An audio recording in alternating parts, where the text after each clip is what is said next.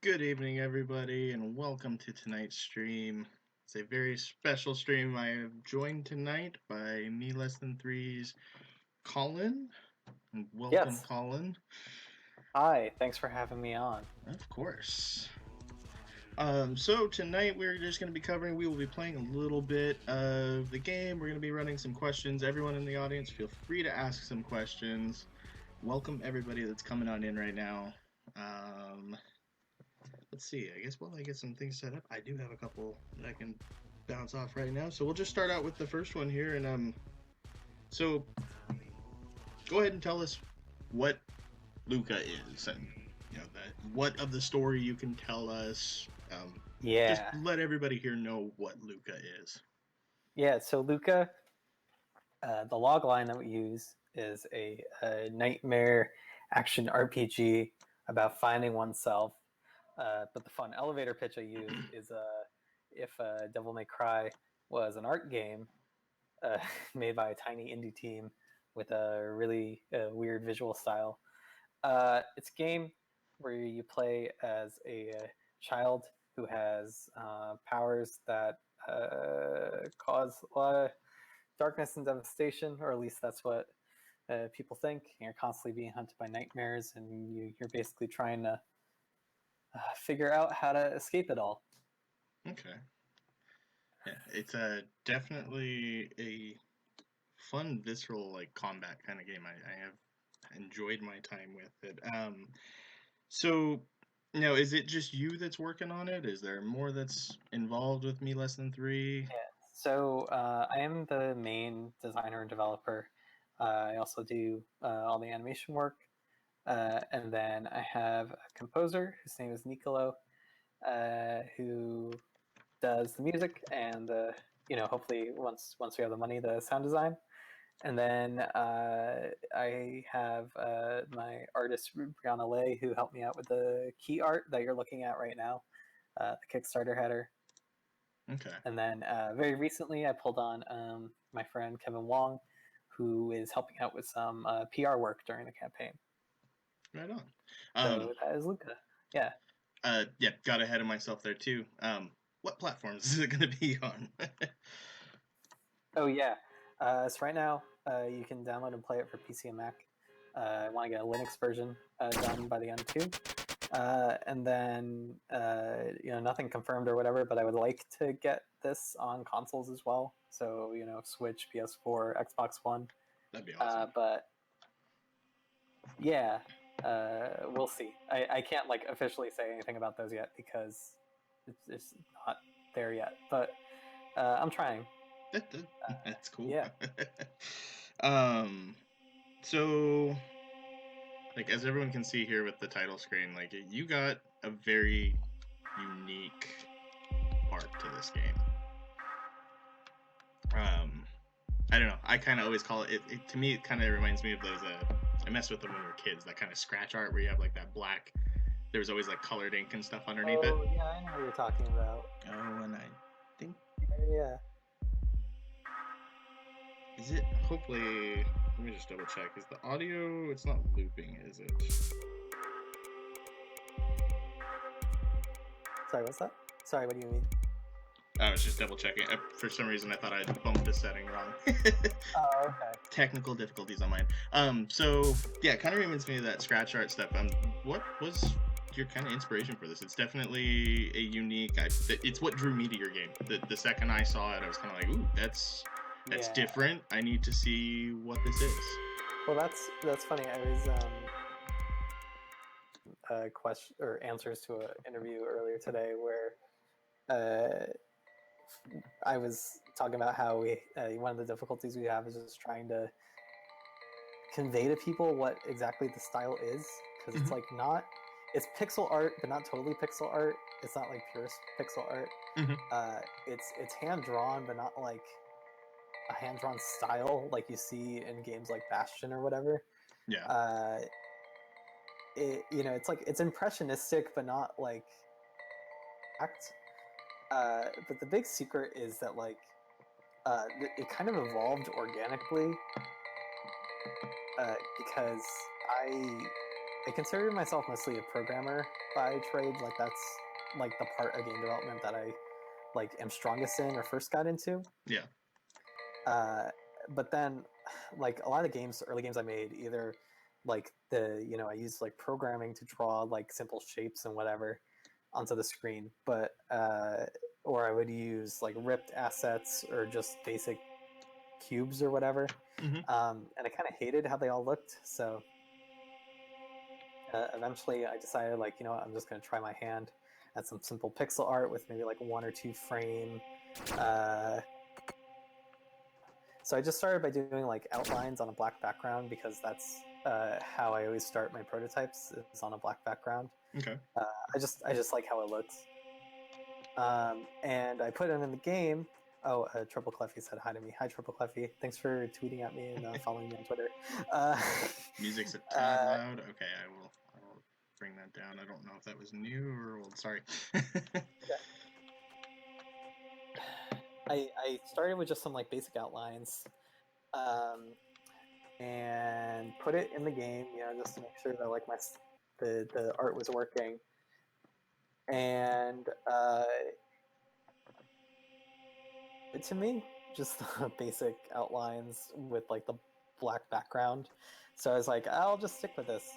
So I made a few games with that style. I think like the first notable one was a game called Comforting Sounds, which is also on my itch, and I'm quite proud of that game. So try it out if you haven't. People who are listening. Which one was that again? You can find like all these games on my itch page. Okay, which you dropped in the chat. Yeah. Just for everyone. I mean, that's like the Luca page specifically, but you can see like all the other ones. Okay. So I made a game called Comforting Sounds. I made a game called I'm Not a Machine, and I'm Not a Machine starred a little like blue character, and basically I really liked how that game turned out. It was just like a 24-hour game jam game, so it's really, really rough. But I was like, I want to make this into a full game. And originally it was like a Nuclear Throne style arena shooter. And, I got like really into Bloodborne, and like I thought like the arena shooters, I was like, I can't do better than Nuclear Throne. So I switched over to a more melee-based style and started putting GIFs up on Twitter, or GIFs, however you say it. And people were really latching onto it, and I was like, oh, sick, I'm gonna stick with this. And then I just started like, realizing like I'm gonna turn this into a full game, so I'm just gonna go all out with the style I have. And that's kind of how the visual style emerged. It's not really anything like fancy, like artistic or inspiration wise. It's just like the thing I like to look at. I mean, it's definitely unique. I mean, it is, like I said with me, that is the reason I think I saw it on Twitter. I don't know if it was you or someone retweeting, but like I saw it and I was just like, what is this? This looks really unique. And I immediately to me, I was just like, I kind of like that. I got to see what this is more. So I just kind of dove into it, and boy, I think I downloaded your demo. And I think it was like a day later. I think I sent you an email just making sure I could stream it, and then it was just immediately like, boom, I want to play this game.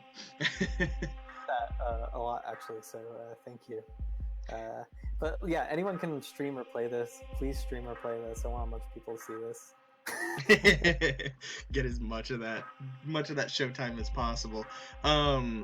So and then, so you were a supporter for a while, and I think you were like the first pledge on our Kickstarter. Yes, I was eagerly sitting. It was my day off. It just luckily turned out you did it on a Friday. It was my day off, and I won't lie. Nice. I was sitting like a fanboy on my couch with my computer in my lap. And I was like, I know what time this goes live, and I'm gonna hit it right away. Right.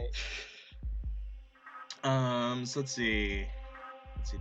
Treble Cleffy asks in the chat, will you guys be okay if the Kickstarter doesn't work? Good question. My answer is yes, like the game will be made and come out, it just might get massively delayed. So all the more incentive to make sure the Kickstarter works out. So touching on a little more of just the uniqueness with this, like I have always said, there's a huge oversaturation of indies as it goes now. There's just tons. Yeah. Thank you, Steam. And people have for a seen. real good indie to kind of, they definitely need that something. I totally think Luca has it between its aesthetics and its combat, which we'll dive into more. But on a broader question, like, how has this uniqueness played out for you so far? Like, I mean, have you seen positive reactions to it, negative reactions? And then, Yeah, have those reactions, like, has it caught you off guard? Were you expecting something different than it, how it's been being received? I mean, honestly, I didn't expect this to turn into like the big thing that it is. Mm-hmm. And that's partially because there was just like so much reaction to it, especially at first. Like I started, most of my tweets would get maybe like 6 retweets, and I started posting gifs of this game, and it was going up into like the 10s, the 20s, and I was like, whoa, people like this. And then like recently, as more people have become exposed to it because of like Kickstarter campaign in the press, there's been some pushback about the visual style. A lot of people wanted to make the same joke. They're like, oh, it looks like it'll induce epilepsy, which like maybe sure if you're like really photosensitive, like that's fine. But mostly it's been very positive, even just like people, being like, whoa, this looks cool, or even like, whoa, like I've never seen anything like this before, and I really appreciate all that. So yeah, visually at least it is. And then once I get people to play it, usually they're hooked. Yeah. Except for like the very, very early demo. Like I put out a combat demo that was basically just like infinite arenas, and it was pretty rough. Like I think a lot of the like good stuff was there, but there was a lot of like weird, like a lot of things weren't communicated that well visually. So I just had a lot of people who were confused, really. But if I was able to like talk to them about it a bit more, they would like it. No, I definitely know. Like, when I first saw that, I was kind of put off. When I first saw it, I was like, as interested as I was very reserved. Like, is this gonna bug my eyes? Like, am I gonna be able to play for a long amount of time, or am I gonna get eye strain? And honestly, I'd Yeah, say the you're not the only pictures one. and the GIFs almost do no justice to it, because honestly, in motion, it doesn't. At least for me, it really ended up not being an issue at all. Yeah, it's a lot easier when you're seeing it on a bigger screen too. Like if it's taking up your whole desktop or like a monitor or something. But yeah, I could totally understand like when you're looking at compressed like GIFs or Twitter screenshots and stuff, it can be difficult. I want to address in the chat. There's a question from Yes. Watsu Meta. Can you say how exactly monetary support will aid you in development? So monetary support will allow us to handle Luca full time for at least a good chunk of the rest of the development. So a lot of the groundwork is there. We just need to build content, really. Like about like the last 60% of the single player. So that's what the money is mostly going towards. Okay. All Yeah. right. I found the pause button a second ago on my PlayStation controller, and now I can't figure it out. So, for those of you that are watching, I'm going to die a lot. I bumped up. I've not played this game on the new difficulty settings that he's put out, and I bumped them both up to the highest that I can go. And yeah, and plus being distracted with the conversation, I'm going to die a lot. Good question, and I know that it's kind of a hidden thing. How much are you willing to tell about the percentage that happens when you die? Oh yeah. So the percentage will play directly into the ending of the game. Okay. That something happens. That's really it. Okay. So it's something we'll encounter upon release of the game later on. Yeah, it will hopefully like it won't just be a blind thing. Like there will be things explained, and it will probably say at some point like, "Wow, if this hits 100, something might happen." There will be ways to increase it, like make it go faster. But there will be ways to decrease it. Okay. At a cost, but yeah, that's really all I can say. Because I saw the other day someone got it up there, and they're like, "Hey, what gives?" And you're like, Yeah. That's not in here yet." In this demo, it does not do anything besides go up, but I mean, come on, we need to finish the game first. It did crack me up though, because I think he ended up commenting back. He's like, "I spent like 15 minutes making that thing go up." Yeah, well, they said like they're like just dying for like an hour and a half. I'm not sure like what's more amazing, that they were playing it that long or that they were dying that long. That one song there at the end there gets pretty high. I'm trying to figure out how I'm Play well, or you won't get the ending you want. Nightfall 67 says. And to that, I will say, yes, kind of. Okay. Yeah. So another big one that I'm wondering with it all is what, because this is definitely for not wanting to degrade it down to what most games seem to be doing. Not that it's necessarily a bad thing to say, but this is very much got some Dark Souls influence. Yeah. You have your I mean, areas like, to yeah, rest, there's the way you use your, what is it, L's? the Um, the the resets. yeah, your resets, like that kind of stuff. Like it definitely has a very Soulsy vibe to it. Um, so obviously, I can say you probably pulled a little bit of inspiration from that. What else inspired Luca? Ada, my favorite game of the current moment right now, at least. I got really into like style action games while I was developing this game, so it Okay. had a bit of influence. I wouldn't say that Luca is a style action game; it's a bit too slow for that. But it's also like a bit faster than your average Souls-like, so it's like somewhat in between there. Mm-hmm. But the rewind mechanic came directly from me playing a lot of Bayonetta. In that game, to get like the highest scores, you need to do all the fights without getting hit.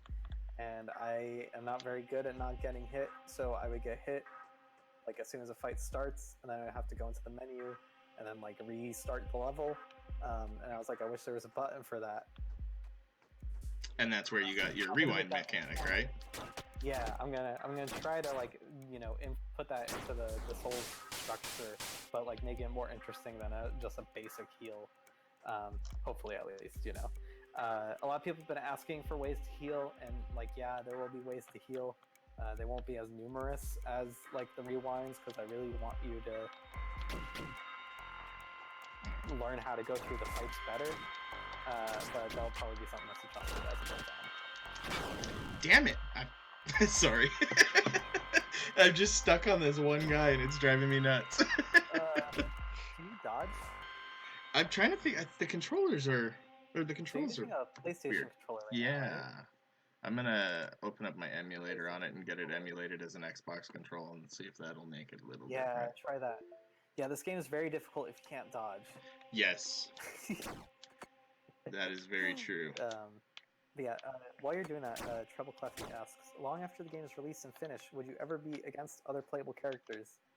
I considered having online components in the game at some point. The most likely answer is probably no, just because that would be a lot of reworking you probably have to do. But I'd love to make a game at some point that's like this that has online components. So yeah. That'd be cool. There will be fights throughout the game that will hopefully feel like you're playing against another character.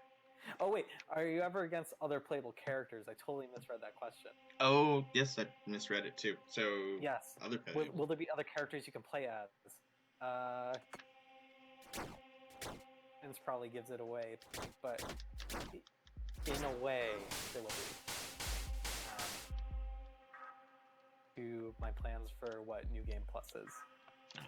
Because it's going to be a bit different than your normal New Game Plus, where it's just to go through the game again. Yes, thank you, Treble Cleffy. Also, Rested Devil says, what game modes do you plan to add to the game? It's going to be entirely controlled through this like story mode thing, but there's going to be some twists on it as you play through the game. Hopefully, I want to add some kind of endless mode to it. That would be a lot of fun. With the way the combat flows in this game, that would be a blast. Be like after you've completed and unlocked everything, so that it's less of like an RPG and more just like making your best like action character and trying that out. Yeah. How's everything going on your end? Oh, I switched it over because I was gonna try and get the options was not opening, and I'm trying to figure out why. So that's purely why we went to that. I figured I'd close it, and I was having a hard time getting there, and I'm not sure what's going on. So I figured instead of everyone watching me fumble with it, I'd just throw that up there. Are you talking about the options in the game or the? Yeah, it was the options in the game.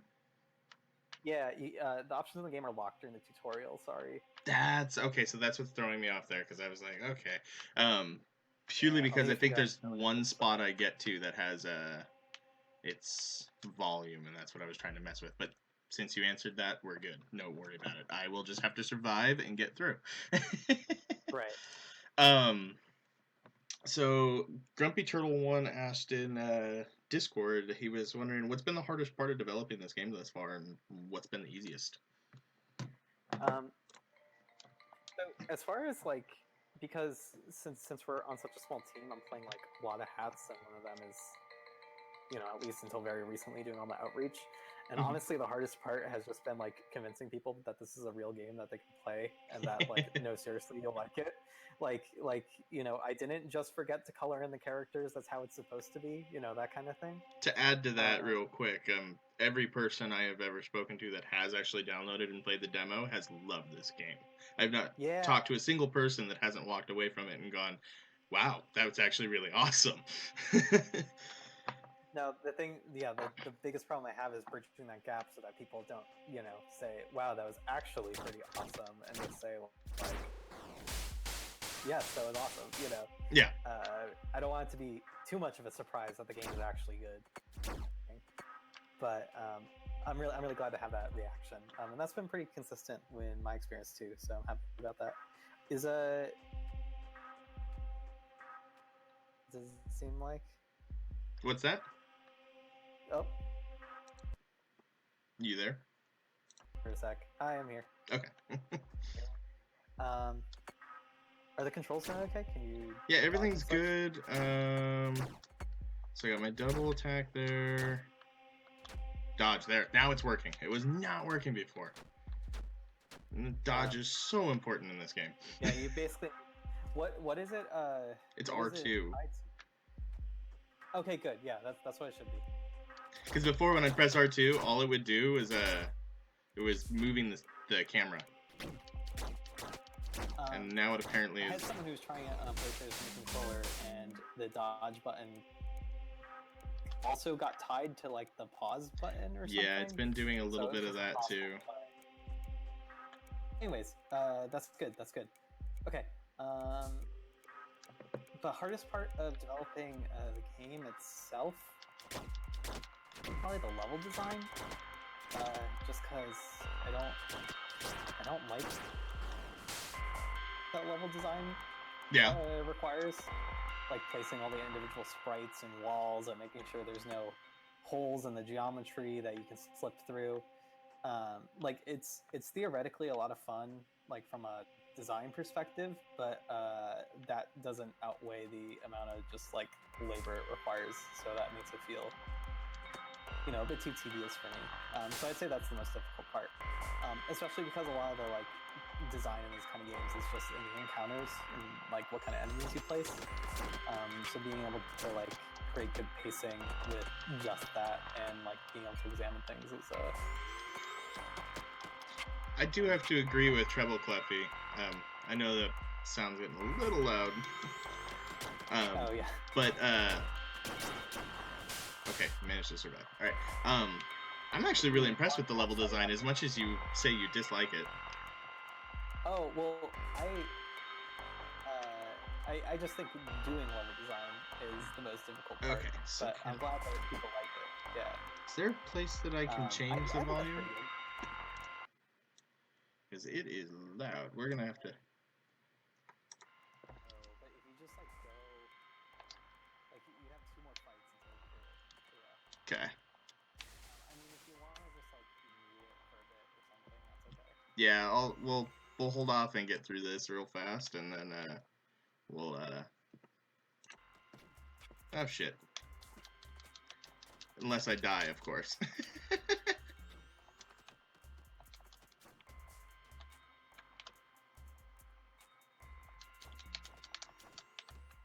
Oh, that pause button. And dead.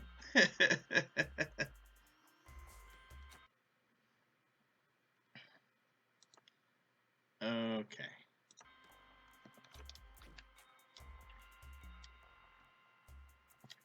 Alright, so I'm going to hang out here for a second while we chat about this stuff. So let me bump that up a little bit more. Okay. It's a little bit Can you hear quiet me? here. Yeah, we're back here. Sorry, guys. Yeah, it's once Okay. I can get through there, we'll definitely turn those sounds down. Um, Yeah, sorry. I'm not Maybe sure. Maybe I can do that in my. I'll see if I can separate it again. if you need to focus, I can go through some of the questions that we got on the Discord Oh yeah. if you want. That's right. You can read those too. So Yeah, I got you in there.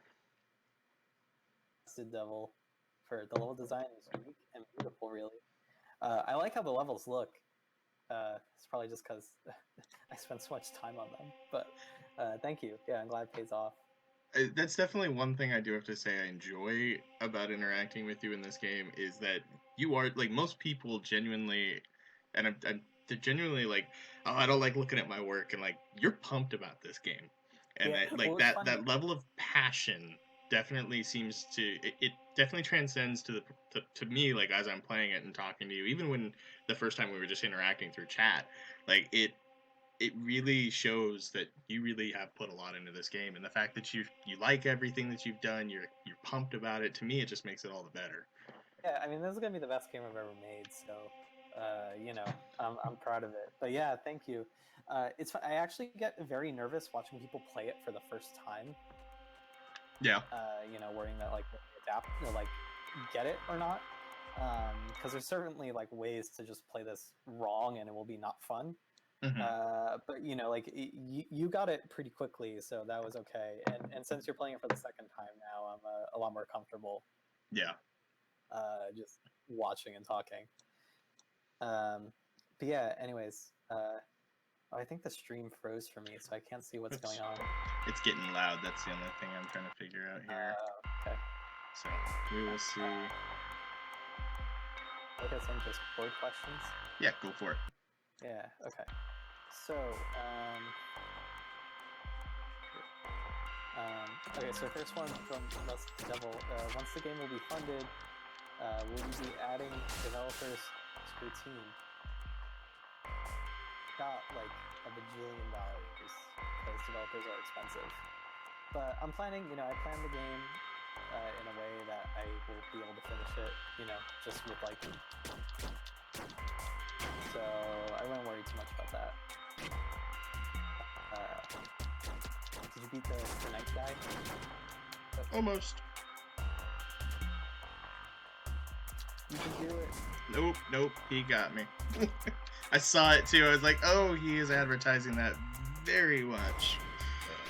Don't forget that you have the rewinds if you need them. If it's going really bad. Which button is the rewind? So L2 does my mantra. It should be L1. L1. Yeah. Maybe I didn't. I don't know if I had them. Let me see. Yeah. Oh, but you can't do it while you're outside battle. So. Okay. That would explain. It's useless testing out. Yeah. Yep. Okay. There we go.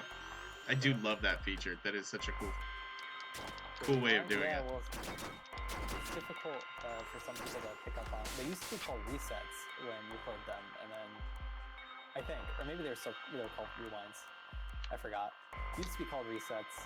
People didn't get what they did, so now they're called rewinds. That was my composer's idea, and people get it a lot easier. That's called a rewind. I didn't hit it quick enough.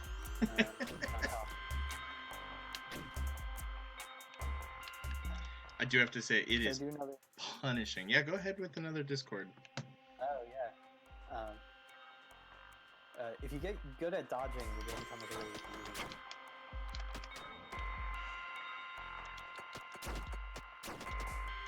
Devil, again, asks, what were your inspirations for the game, art style, music? How did you come up with Luca? So I think I went over a bit of that earlier, with just like the art style kind of grew organically from my own limitations. But music-wise, my friend Nico, who's the composer, was basically just making music on a new SoundCloud, and I was listening to it, and I was like, hey, this would probably actually be pretty cool for the prototype I'm making, so I reached out to him, and that's how the music came along. I'm not sure what his inspirations are, but he wrote a blog post about it, actually, if I can find it, if I can link it. And then inspirations for the game, went over a bit, like, originally it was going to be more of like an arena shooter, like a Hollow Knight or Nuclear Throne, but then I got kind of into like the Souls-like design, but also the style fighters like Devil May Cry and Bayonetta, and I wanted to put my own spin on those, like that kind of genre of melee fighting. And they kind of all came together into Luca. So that's my roundabout. That was right there. Oh, no. So Treble Cleffy asks, how do you go about designing the enemy AI? Along with the aggressive animation, the way they target you and move makes them feel pretty real. So this is something I'm actually quite proud of, but I developed basically a drag and drop AI creator for this game. So all the enemy AIs are basically just a series of specific behaviors that they execute in order. So like there's like a wander around behavior, and then a like behavior, and then the different kinds of attacks are just labeled as different behaviors. Like there's the single attack behavior.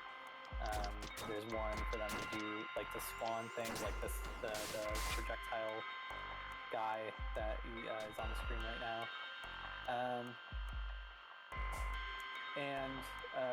Then all those behaviors are, once they're strung together, they're put into different behavior sets that execute depending on the conditions that the battle is in. So some enemies have different behaviors for when they're far away versus when they're really close to you. A behavior like the enemy is low on health, they might do something different. Sorry. It's okay. The more simple enemies, they kind of just usually have one pattern that they repeat, but the more complicated enemies will, have different behavior sets that also have maybe some randomized choices in there, like I can do this attack or this attack at this point in the set. So yeah, that's how the enemy AI works. It's really just a bunch of patterns with a slight amount of randomness to make it feel like they're real beings and not just, algorithms, Yeah. So yeah, that's the enemy design in Luca. Dev is super quiet, might need to fiddle with the channels. Oh. Is that on my side? Well, that'd be on my side. Okay. It's me probably accounting for the extra sound coming from this at the moment. So I'm not deafening everybody. If you're having trouble with that big guy, you can go the bit where you picked up the charges hack, and there's an easier fight if you want to get through that. No? We'll take out. Okay. That's fine with me. How do I get up there? Oh, you can't go back up. Sorry. I can't. No. That's. No, I'll push through. We'll get it. I'll put a little examiner in there where it's like, I can't get back up. So, let's see real quick. So another one I was wondering is okay, so what is one thing about Luca that you're just absolutely extremely proud of that maybe isn't immediately apparent to the user, or even if it is obvious, perfect time to highlight something that you've done in what you have so far that you're just absolutely proud of and want everybody to really kind of highlight on? The attack animation, especially because I am not an animator. Or at least I wasn't before I started making this game. Originally, the game just had a string of 2 attacks that it alternated between, and that was really boring. But I was like, I don't know if I can animate. So then I just did a whole lot of animating and iterating on the animation until eventually it felt good enough in the game. And there's still some animation sets in there that I want to redo, but overall I'm really happy with how it all looks. And admittedly, like the special or the stylization like helps me get away with some really funky stuff, like really stretching like the character's proportions like during an attack or something. But I think it works for the game, so I'm really happy about that. Yeah. And again, it's 100% because I had never really animated things before. Now I'm doing like animation. So That's cool. All right, so something I've been wondering, and it looked like in your Kickstarter video, your trailer, the very end, this little floating thing, this guy that shoots for you, does your ranged attacks. It looks like he gives you a kiss at the end. So what can you tell us about whatever the heck this little thing is? It's a little pet, but it kind of looks like a kiss, and that's weird. So it'll probably change the whole game. Like the instruction even says like A button pet, so but you don't see that in the trailer. Okay. Yeah, I realized that a bit too late. I already made the animation, so I was like, whatever. It's cute. It's the kind of thing. It's the like Marvel movie trailer stinger, you know, at the end. That's gonna get people excited. So I kept it, especially because the rest of the game is like not really cute. Like I can't get away with like the Undertale, like oh look it's so quirky and whatever, because it's just a lot of like grime and blood and stuff. Yeah. I mean like the character designs are like pretty like, you know, they're kind of like chibi-ified, but no one's really going out and making fan art of the game because the character looks so cute or something. See, so I gotta have something. I'm thinking we need to push Indie Box to do a nice little thing for you. We'll put a little plushie of that in there. So a good Kickstarter goal would, or Kickstarter tier would be get a plush of the familiar. And I was like, I'm not good enough at this yet to handle having physical rewards, but if I was, that would have been there. Maybe once the game's out, once we get that merch going. Yeah. I love this. It's his Navi. It's far more useful than Navi. I kind of stole the idea from Hyper Light Drifter, which has a little thing that follows you, but I also hated how the thing that followed you like didn't really do much besides open doors. So I was like, I can make this better. Yeah. No, I like it. I like that idea because once you said that, I've only played a little bit of Hyper Light Drifter. I need to go back and finish that game. But was that little thing? It definitely just kind of floats there. It's there. It you know, opens the door for you. I mean, it adds some visual interest to the screen and like makes you feel not as alone, which is good, especially for a tiny indie game. It helps the world feel a lot more alive. But I like Treble Clefty's comparison there. The pod to Nier Automata. So Nier totally stole my idea. I came up with this before Nier Automata released a trailer with the little pod shooting bullets. But I mean, I'll take the Nier Automata comparison because I like that game a lot. It's another one I have to try. I'm just afraid with that one. I haven't played the first one. I really want to try the first one. Yeah, you don't need to play the first one to play the second one. I mean, there's some like, you know, make you feel smart for catching it if you played the first one, but it works on its own. Yeah, it's I don't know. It was just something I was wondering from the second I saw it. I was like, what is this little thing here that's just following you around and it shoots? And right. You know, with him being a kid, I was trying to figure out. I was like, is it a stuffed animal? Like, what is this? I mean, there will probably be more like story-ish or background lore details that come up about them, but honestly, I just put it in because I liked it, which is a lot of the stuff in this game, you know. So I'll figure out the context later. That being said, it flows together well. I mean, like it works. I love. Oh, this will be interesting. So I went from struggling with a small knight to this guy. Oh yeah. You can beat this boss. I know this one you can, but it's the other one that I wasn't able to. Guys, like after they die to the boss at the end, everyone tries to go back and beat it, and then like it'll hit my time restriction on it, which is like 30 seconds, and it'll just trigger the end scene anyway. Yeah, I think that's what happened to me. I was like, I'm gonna do it. I'm gonna kill it. Yeah, you are not alone. So really, like, there's like more game after that, because then you won't just be able to go back right after you get to the title screen. But anyways, it's all good.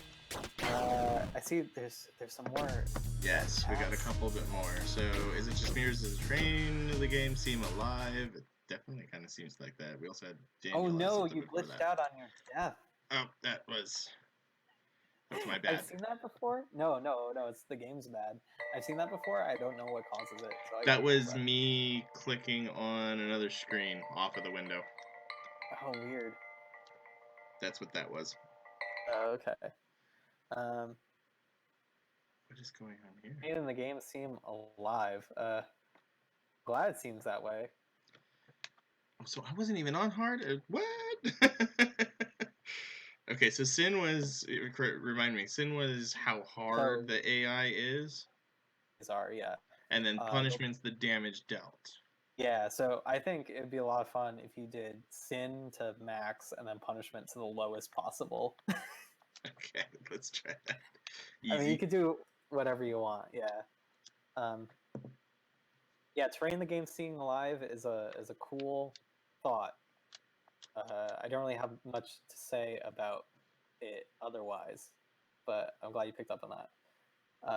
And then why this art style? This is from Daniel. Why this art style, this sort of colorful limbo-esque scratch painting? One hand's dark and grim, but the other is bright, colorful. Does it reflect the story, or is it just personal preference? Like I said earlier, it kind of evolved out of my own like personal style that I've been working on. But then I'm definitely using it to a certain effect within the game and its story and the specific atmosphere it suggests. So a bit of both, you know. I think that's just how a lot of like art kind of works, right? It's just a combination of what you can do and what you want to do. So yeah, I like that.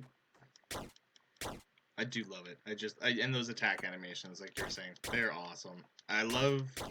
Thank you. That your mantras do have a difference in between each one and the way they handle. Because I remember you saying earlier, I think it was another interview with Indie Hangover, about how at first they all were very, very much the same and no major difference. And I love that you've gone back and done and changed all that, and it looks awesome.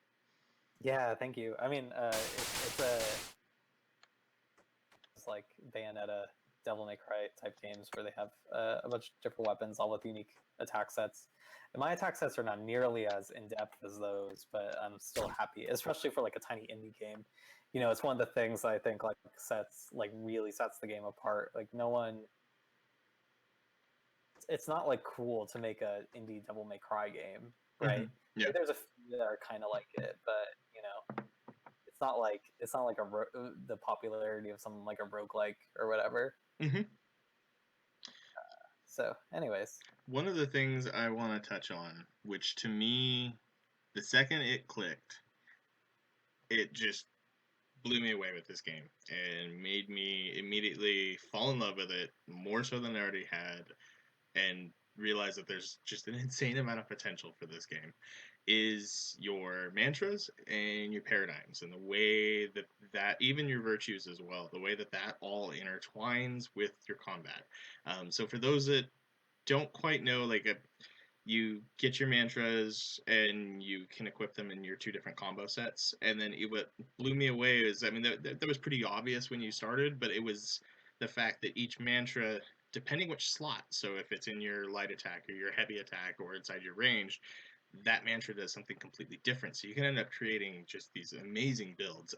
How did you come up with that? Like, it is just, once I saw that, and like, I don't know how many mantras you intend to have, but I was like, oh my god, the builds that you could run in this game, the numerous different kinds of ways to play in this game, the fact that you can switch on the fly, like, I was like, this could be so much fun.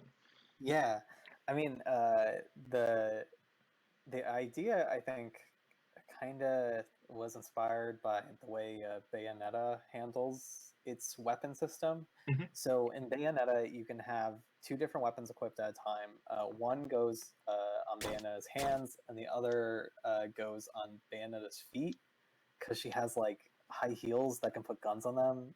It's weird, but it's fun. And depending on what combination is there, you'll have a different move set and different attack properties, right? Mhm.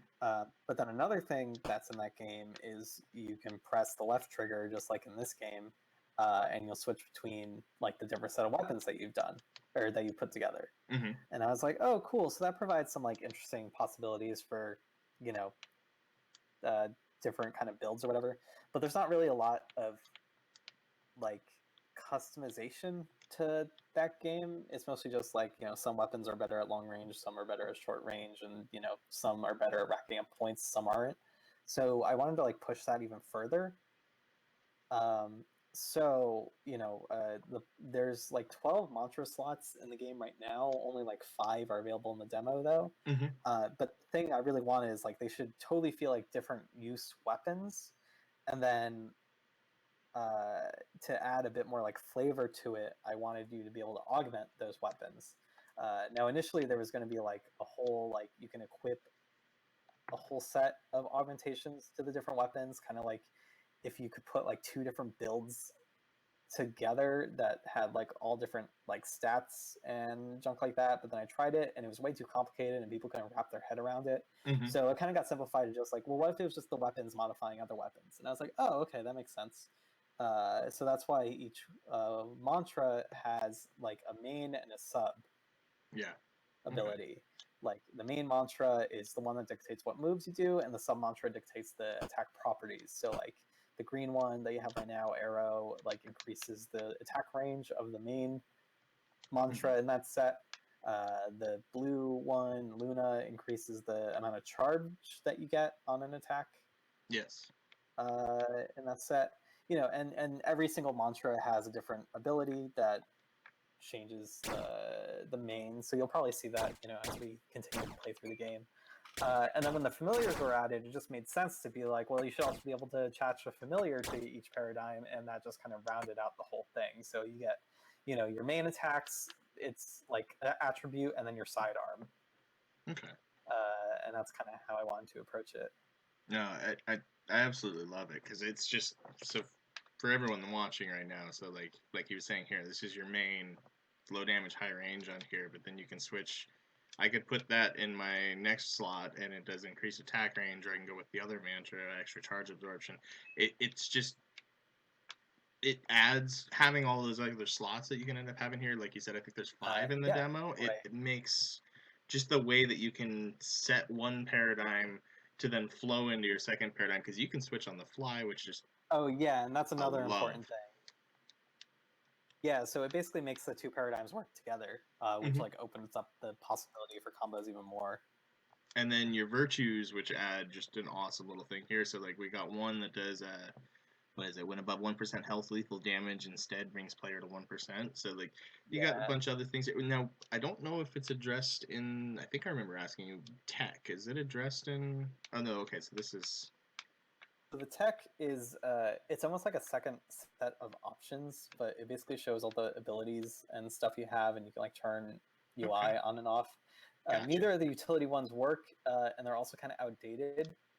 Okay. But it's like if you find that like you keep accidentally doing dash attacks and you really don't like using the dash attack, you can turn that off. Oh, gotcha. But I don't recommend doing any of that because it's best when you have all the abilities. Yeah. It's also just a way to like look over like different abilities that you've gotten already. Like once you get the parry, you can look at that, and it's a way to help remind people how to do it. Mm-hmm. But yeah, same with the charge attack. You can turn off the charge attack if you want. Again, I don't recommend that. Yeah. Okay. We'll leave it on. Yeah, and then the virtues are like nuclear throwing mutations that add more like build capabilities to it. There's not a ton in this demo, but like that will definitely come into play as the game goes further on. And I want to do cool things like, uh, like add ways that you can instantly recharge your stamina by doing something cool, so you can Mm. get like really long combos going. change, like make your familiars more powerful, stuff like that. That's cool.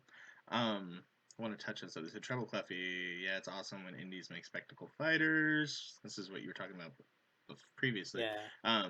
Heart and Slash, I've played that. I do not know if you played that. It is an awesome idea. It's great proof that indies could. It's like a Devil May Cry roguelike. It's awesome. It's Yeah. a lot of fun. Totally kind of flew under the radar too, and it definitely is possible. I think when you're trying to make an absolute clone, that's where you run into the issues of like, okay, yeah, Sure. no, don't do that. But if you're gonna, to me, I have no problem. It's like with anything, music copies music from before. Mm-hmm. Like anytime a game design is gonna do the same, you're gonna take it's how you work those things. If you just straight try to clone it, that to me, it's like okay, Right. not up there. But if you're gonna take it and you go, okay, here's this idea I like, I'm gonna try and tweak it to make it my own and make it work. I Feature that we have with getting the Dark Souls comparison, because there's so many games out there right now that are just, Yep. you know, and I almost slightly. like I said earlier, I almost hate saying that because I mean, here's a perfect example. I went to these crosses to rest, and I can level up. Totally Dark Souls, but Yes. I mean, like it's a great compliment, but at the same time, like I almost struggle in wanting to give that because I mean, I don't want to lump it in there because I think Luca definitely stands out on its own. I think it deserves to. It's funny because of that, and this is something I've had to contend with. I'll probably figure it out. I don't see the structure of the game changing that much. Mm-hmm. But I was watching someone play the game yesterday, and they kept thinking that they were losing their experience when they died. I honestly thought like that Dark too when I Souls. first started playing. They never caught on. I was like, no, it just stays. Like, we're not that hardcore. But that's why there's the percentage in the top right. Like, that's kind of the counterweight. Okay. Is that goes up every time you die. Gotcha. And then Nightfall asks, so what can you tell us about the character of Luca? So Luca is the name I use for the little character, but you'll actually be able to name the character in the full game, and there will be a point to that. It's not just so that you have a name on your save file, although that's also why it's there. But so special characters that you find throughout this world, I've been calling them the marked, and that's also probably like the word that will show up in the game somewhere. And there are these characters with essentially like magical abilities, but also they're kind of feared and hated because like a lot of weird stuff tends to happen when they're around, as you can see in the game. Like, these weird like red creatures called nightmares are showing up around Luca, and you have this like darkness chasing you, and that's totally tied to the character and their power. And there's some background to that you'll discover as you go through the game. I don't want to go too much into it, but that's basically what I can tell you right now. Okay. How did you come up with his design specifically? So Luca's design went through a couple iterations, but basically my starting point was back when this game was kind of a pseudo sequel to one of the games I mentioned way earlier called I Am Not a Machine. Mm-hmm. And the character in that game was just like a little blue figure with like anime eyes and hair. And a really tiny body, because I was again like kind of aping the Nuclear Throne style, but adding my own spin on it, and that spin was anime eyes. But I put that, I evolved it to work in this game, but then like the character was basically just wearing like a robe. And so many characters have like big flowy robes in indie games like Journey, and Hyper Light Drifter has like the scarf and whatever. Mm-hmm. And I was like, this is not good. Is the game frozen right now? No, it just took a little bit. Loading time. All right. Sorry, I got scared. Someone play, get worried about bugs. But yeah, the character was just like a head in a like flowy robe, and like it was really difficult to make good poses in the animation that were like distinguishable from each other.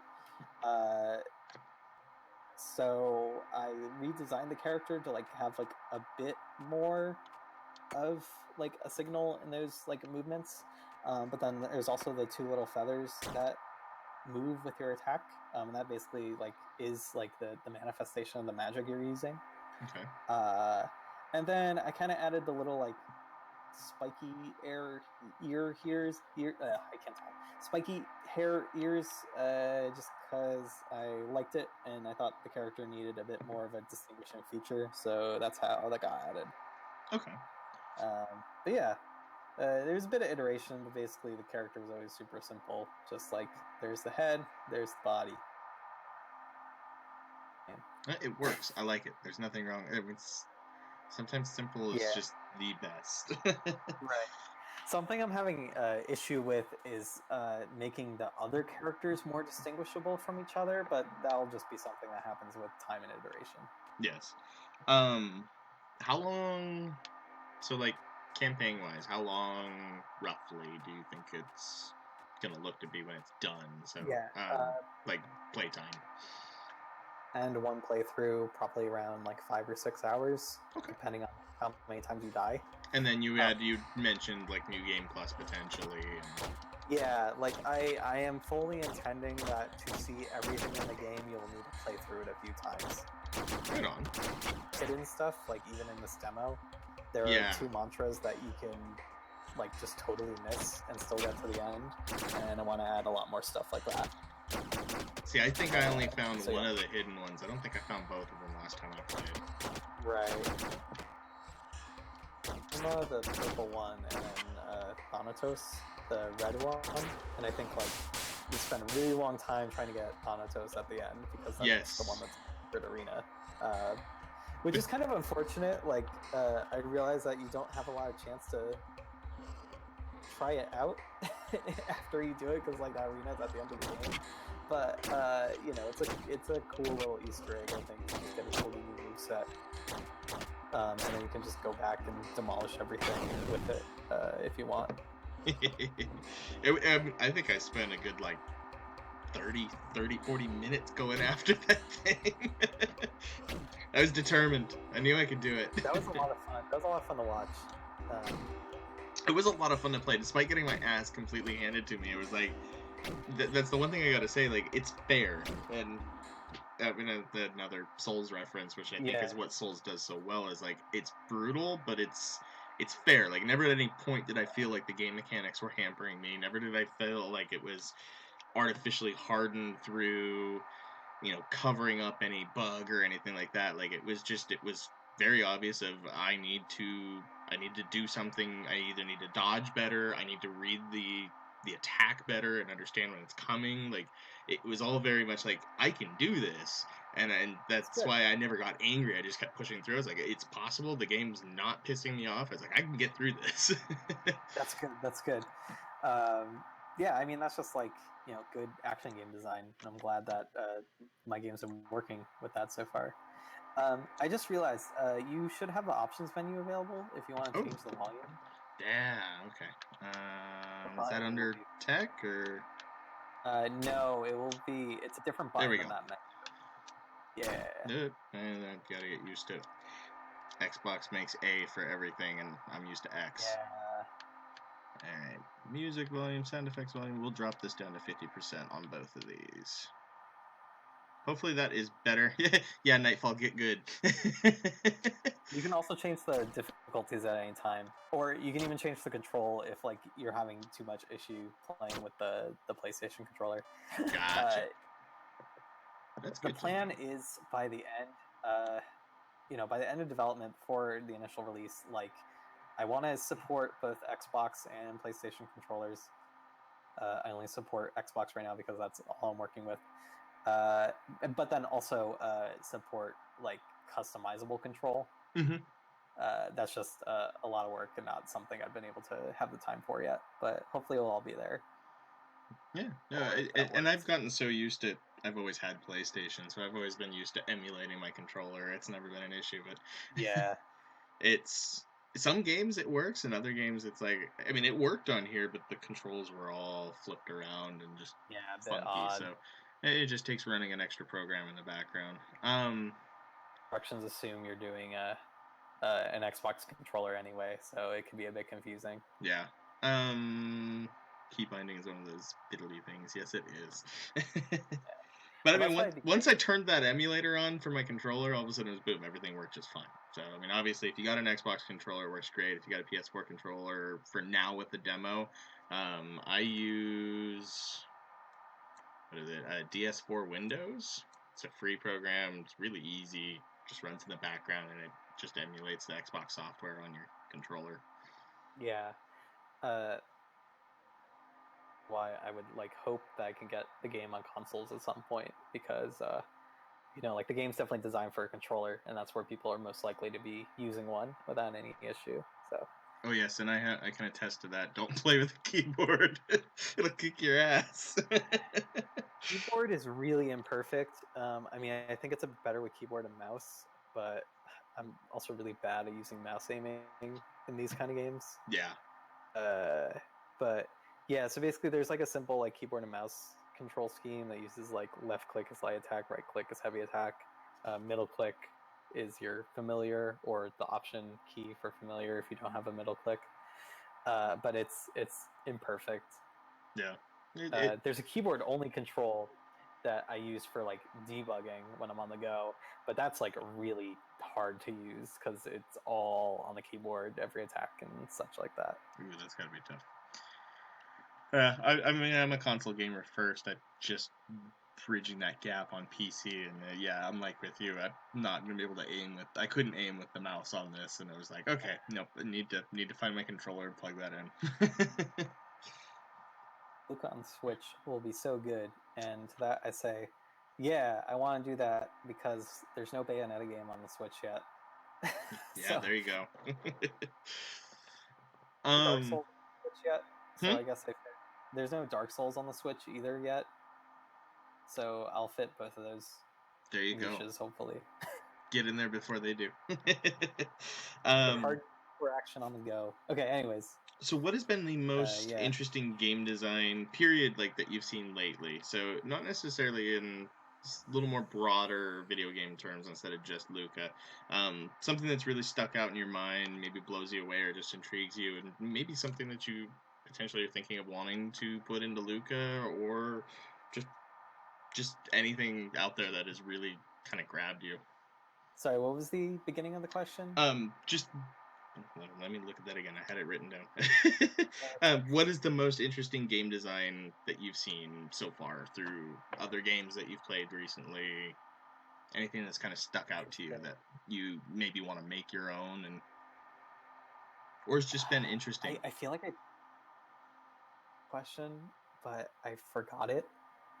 I wanna add entry bits to the game that like take place in the dream sequences, just because like one of my early inspirations for game design was like playing a lot of Twine games. Mm-hmm. You know, hypertext, choose your own adventure style, and that's kind of like what these dream sequences are leading to. Okay. But like one thing I think is really cool is when like games invite you to like do something outside of the game that like it can't actually enforce. So like one of the things I'm thinking of, like, and this ties to the Twine question too, is like there's a Porpentine game called Crystal Warrior Kesha or Kesha Crystal Warrior, I forgot the exact order. One of the things that it does is right at the beginning it asks you to like play a certain Kesha song. Okay. While you're like doing the choose your own adventure type stuff, and I really liked that, and it made the game really cool without actually it being a part of the game. And I want to experiment with like something like that in Luca. I have ideas, but nothing solid yet. But like something that like brings you like or implicates you a bit more into like what's going on in the game, beyond just like what you can do in the game. Okay. So yeah, I would say that. Something kind of ARG-ish, a little. Like without being like a whole ARG, because I don't have the time for that. Yeah, but I mean, definitely something that involves you on a more personal level than just button inputs. That's kind of cool. I'm here that like I want to bridge a gap between like personal experience and universal experience. Like that's kind of a thing that like is common in pop songwriting. Like that's a common thought is like when you're writing a pop song, you want to have the verses be specific, you know, and detailed, but then the chorus is a universal sentiment, and like that's part of what makes pop songs work is that like, you know, everyone can join in for the chorus because it's something to relate to or whatever, and you set it apart in the verses. And that's kind of like a thing that I've tried to take to like all my art, you know, just have it. There's a lot of like me in it, but I want there to be something that everyone can hold on to. That's really cool. Let's see. How much will the full game cost? Nightfall, if you even have that idea yet. I don't even know. The common answer I've been using is $20 so that I can put it on sale for $15, but it'll probably be around the $15 mark. Okay. Yeah. So Mike Effenberger on Twitter wanted to know, how did you create your rewind health system for Luca, and why is it an improvement upon Dark Souls, Estus Flask, and Bloodborne's regain system?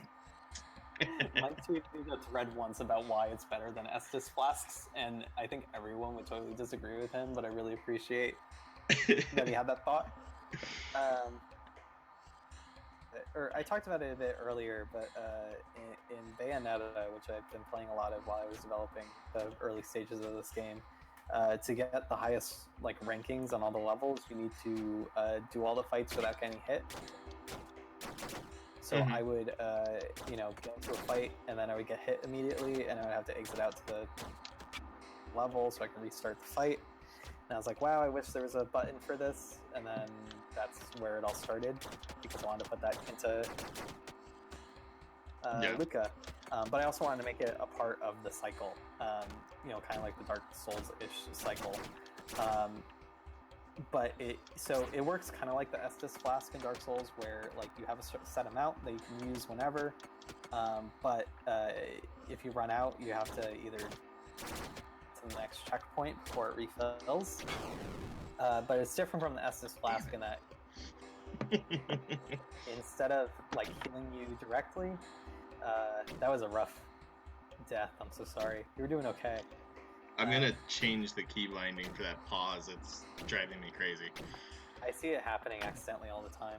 It's like if I barely touch the controller, it won't pause, but like in fighting like that, I'm slamming on the button and it's automatically pausing. I'm so sorry. It's all good. I don't remember having that problem before. I don't know if something changed in the update. Probably. I don't know what would have affected it, but is there controls?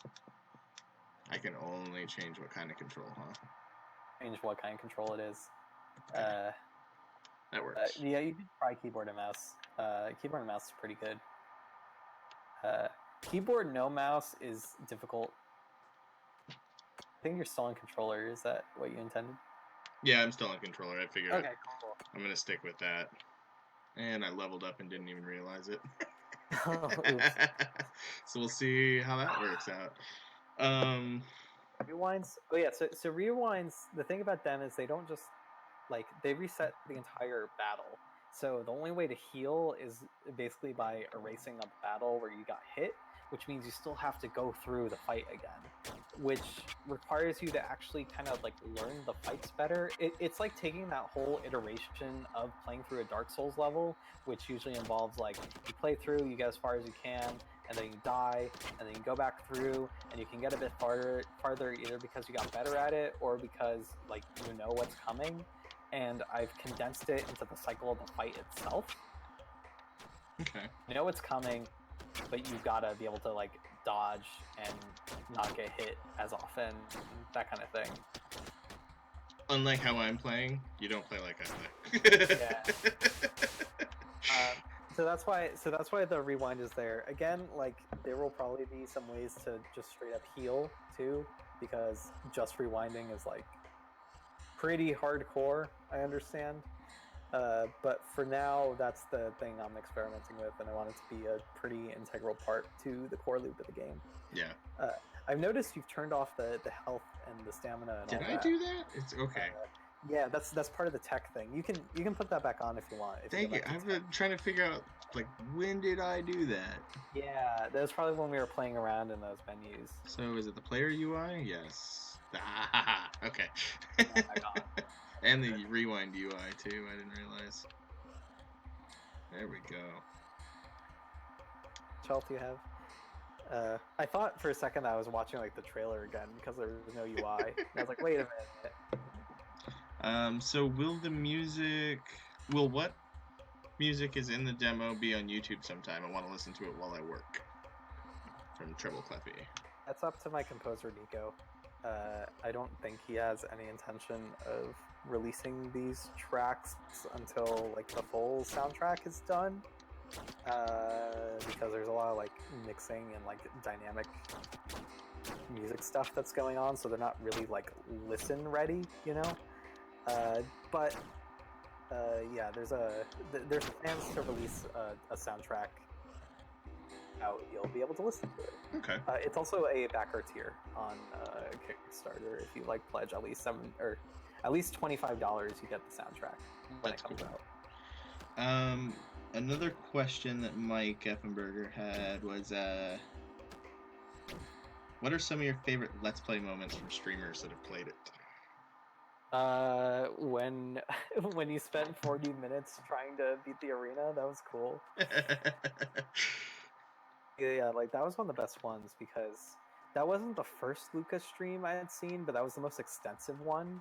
Like the first, like all the way through stream. Mm-hmm. So I think I would say that, like just like trying to beat the arena that like at that time was even too difficult for me. Like that was cool.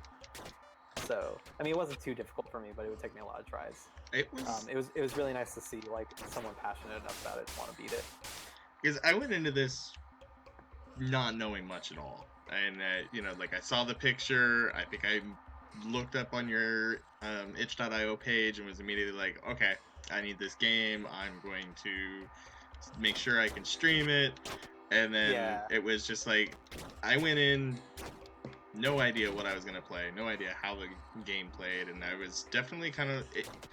The pivotal moment was when I figured out the mantras and how to combine everything, and it was like, okay, I'm really digging this game now. The combat to this game is just so satisfying, minus the... Yeah. When you can dodge. Yeah, when you can dodge. The controller issues alone, like right now, I didn't have them, and I'm not sure if I'm maybe using a different controller, what is going on, but the combat is just so much fun, and once I kind of just really got into it, I was like, okay, I'm doing everything I could possibly do, and I think it was you that told me, like, hey, if you go back in that room, there's something there if you actually finish it, and I was like, all right. Yeah. And then I got another one on Twitter from @PaxMalazzo. Yes. He wants to know what your favorite reality show is and who is Mike Hatchett. One of my apartment mates. And we've gotten into the habit of all watching Terrace House together. Terrace House? I have not heard of that. It's a Japanese reality TV show. Just like whatever that MTV show was, like Real House or something, where they put a bunch of strangers together and watch them live. But it's way more interesting because one, it's beautifully shot. Two, it's all like Japanese, so you're watching another culture that I really don't know too much about, so like that's kind of cool. Okay. And three, like the big twist is they have a like panel of people who are watching the show with you. That like where there would be a commercial break, like they come on and start talking about what they just witnessed. And they're a lot of fun. Like it's a panel of like comedians and people like that who, you know, get invested just like you do, and they're like, oh, I bet like this guy is into this girl and I think they're gonna, you know, start dating or something, or like, oh, wasn't she totally awful to like the other girl. It's a lot of fun, you know. They create a lot of drama where maybe there isn't any. But yeah, so that's our favorite reality show. Oh, I did it! I did it! I died, but I did it! Oh no! It's not even like a bug. It's everything acting as it should. But oh my god! I was like, oh my god, I did it! And then I saw that percentage. I was like, oh no. Hey Jonas, how's it going? How's it going, buddy? Okay, so that's interesting. I've never heard of that show before. I'll have to check that out. So another question that I've always wondered, and I've always heard, game developers have zero time to be gaming, and there was a few podcasts I used to listen to that would interview a lot of game devs, and more often than not, they were years behind when it came to what they were playing, just because they didn't have time. Yeah. Just curious, what have you been playing lately? What have I been playing lately? So I've been talking about Bayonetta a lot. Yes. And actually, I haven't played Bayonetta that recently. Mostly because I kind of just got like too busy to dive deeper into it. But I got good enough that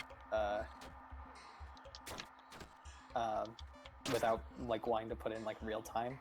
Mm-hmm. But that game's cool, and I played it a lot, especially when I was like. I played through the entirety of Nier Automata in the first 2 weeks it came out because I was just super excited for that game. Wow. I think that game is pretty good. The combat in it is not as good as my combat, even though it's very similar. So I just wanted to make sure of that when I played it. I'm sure some people would disagree, but it basically almost works the same. There's a light attack, there's a heavy attack, there's a little buddy that follows you that can shoot, but there's a lot of differences too.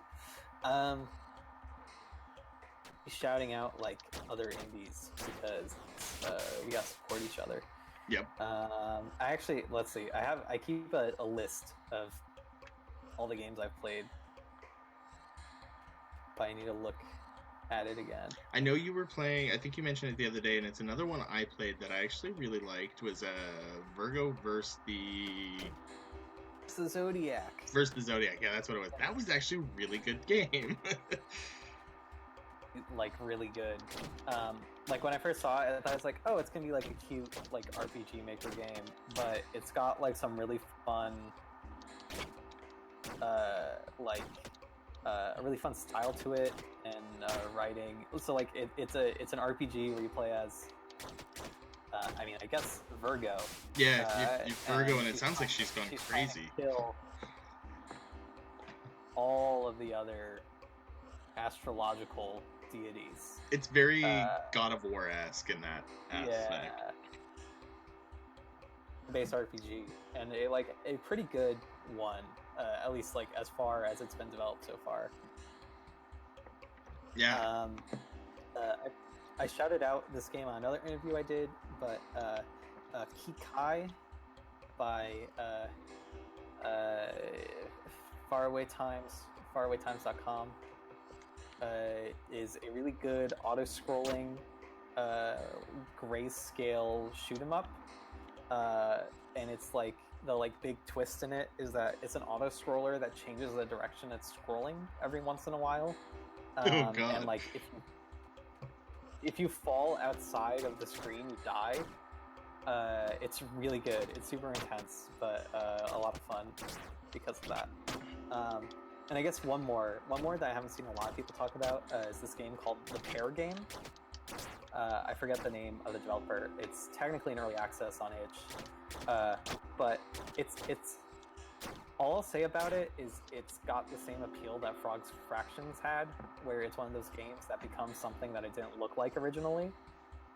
But the way it goes about it is really cool, and also like a lot more disarming than you would think at first, like emotionally disarming. So check that out. I actually have that in my list on itch.io. I think it might have been stream. Someone linked it. I can't remember who, but yeah, The Pair Game, it looked interesting. I saved it. I was like, I need to see what this game is. Spoiler, but I think it's a small enough spoiler that I can get away with saying it, and it would intrigue anyone who's listening. But there's literally a part in the pair game where it turns into a Hotline Miami clone, and it's awesome. Oh my god. Yeah. That's cool. Like a relatively tiny surprise through the whole game, so enjoy that. Yeah, Jonas is asking Zodiac the JRPG, and Yes. yeah, that's the one. So yeah, it's called Virgo vs. the Zodiac, and it's got a really unique battle system because it's turn-based. Like it uses like the ATB system, but it's very different. Yeah, it's all about like recharging your like magic points, and you like recharge them by like defending and stuff. It's just cool. It's cool stuff. Yeah. Nightfall was wondering, so what are the barriers supposed to be? Are they walls of energy? The barriers are manifested by the nightmares. I'm not quite sure. Like, they're probably not going to look like that in the full game. But Okay. as of Alright, we're gonna try that. Oh, I can't pause while I'm in battle. I was gonna try it with keyboard and mouse, see if I can dodge. Yeah, I mean, keyboard and mouse will just work. So you might need to get used to it, but you won't have the dodging issues anymore. Yeah. Barriers of energy that keep you from advancing, and they're also like kind of tied to like the magic ability because they use the same style and texture that your own charge attacks use, and that's intentional. But that's about all I can say on that for now, because it's one of the like less developed bits of the game. But yeah, the idea will be there in the end, but they'll probably change visually to be a bit more distinguished than just like these. Okay, so WAS to move, light, heavy. Spacebar to dodge. Dodge. Okay, that's what I was. That's all I need to know. Middle click if you have one, or option to use the familiar. Although you're out of charge, so you can't do that. Yeah. And then paradigm shift is shift. Okay. that makes sense. Sorry, Rusted Devil is asking how much is the game, the Zodiac game. The Zodiac game is free. However, it is also not the Hotline Miami game that I was talking about. That was a pair game. I can link both of these in the. I used to have a link to it immediately, but I had to factory reset my phone today, and so I don't have it at the moment. Yeah, I can grab them. Oh, no, here. Go posting links. There you go. I'm gonna post the links before this ends out. So pair game is there. You got 60 seconds, so. Yeah. And then Virgo. So you can try both of those. I guess I'll find Kikai too. Like, Kikai is not on itch, so it might take a bit.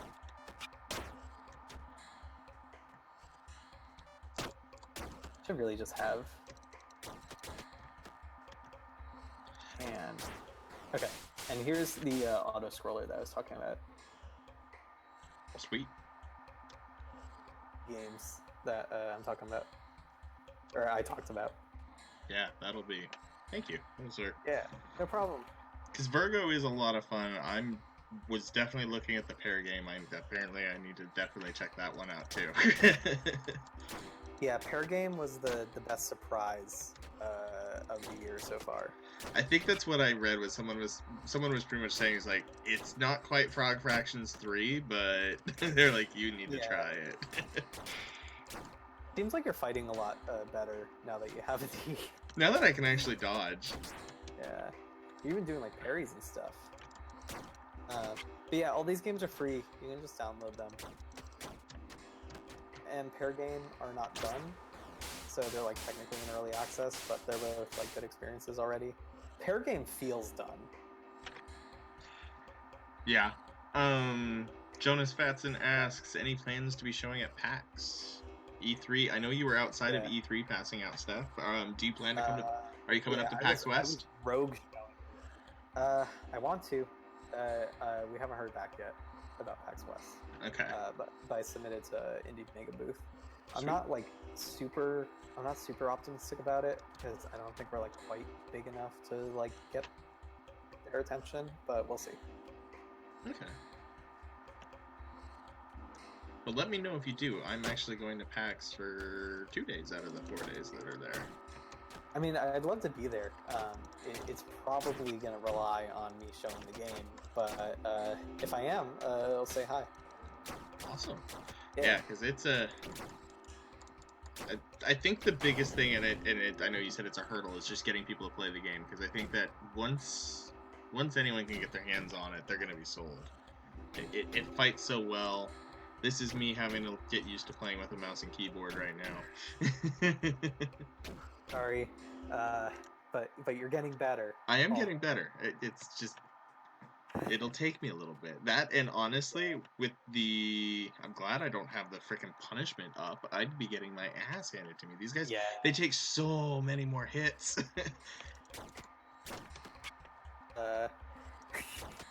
Jonas is saying, when the level designer or dev of an Uncharted game can't get shown in conventions, my hope of being a game dev is lost.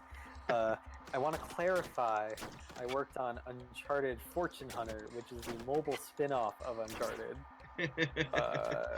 Not one of the mainline games, so not as prestigious. I got to go to the Uncharted 4 release party. That was cool. Oh, that's cool. And I also now own 4 copies of Uncharted 4. I have not played Uncharted 4, and I never want to because I am so tired of Uncharted.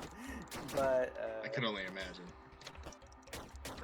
Okay, so when, like, the night before we shipped Uncharted Fortune Hunter,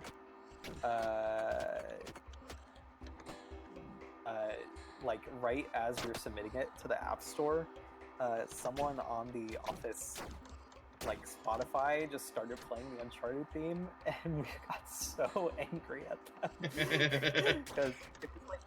Because it's like the title theme of the game, so every time that you were testing it out, like, it would open and you hear the bum bum bum bum bum. It just became like poison to our ears. Anyways. So if I go back and save, am I gonna have to fight all these people again? Sorry to interrupt. Oh, I can't go back. Ah! You can't go back. I mean, you can go back if you use the select menu or the escape menu. Yeah. That's okay. This is kind of why I want to have like some limited healing, because like the feeling of going into a fight while you have a fraction of a health bar is not super great. Oh my god, there's a fuck ton of guys in there! Yeah. The fights you can do in that room, but you seem to be doing okay, at least right now. Now that I can dodge, it's... Oh... Okay. You'll notice also in the